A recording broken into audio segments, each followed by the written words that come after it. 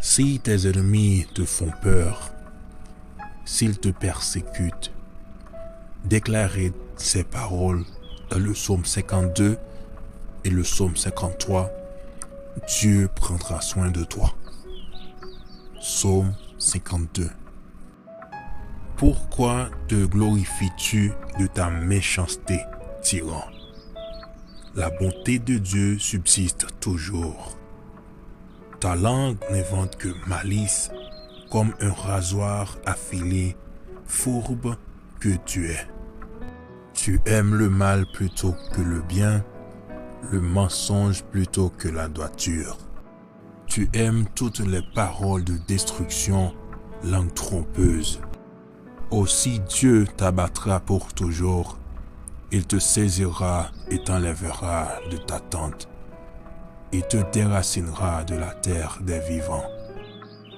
Les justes le verront et auront de la crainte, et ils feront de lui le sujet de leur moquerie. Voilà l'homme qui ne prenait point Dieu pour protecteur, mais qui se confiait en ses grandes richesses et qui triomphait dans sa malice. Et moi, je suis dans la maison de Dieu comme un olivier verdoyant. Je me confie dans la bonté de Dieu éternellement et à jamais.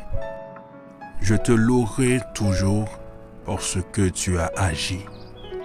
Et je veux espérer en ton nom parce qu'il est favorable en présence de tes fidèles. Le psaume 53.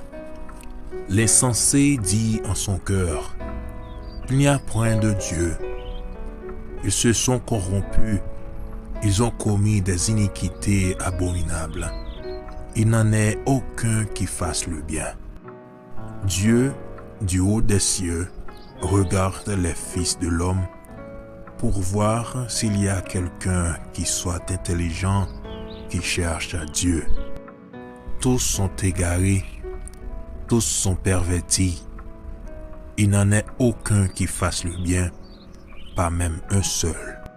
Ceux qui commettent l'iniquité ont-ils perdu le sens? Ils dévorent mon peuple, ils le prennent pour nourriture. Ils n'invoquent point Dieu. Alors ils trembleront d'épouvante sans qu'il n'y ait sujet d'épouvante. Dieu dispersera les os de ceux qui campent contre toi. Tu les confondras, car Dieu les a rejetés. Oh! Qui fera partir de Sion la délivrance d'Israël? Quand Dieu ramènera les captifs de son peuple, Jacob sera dans l'allégresse, Israël se réjouira.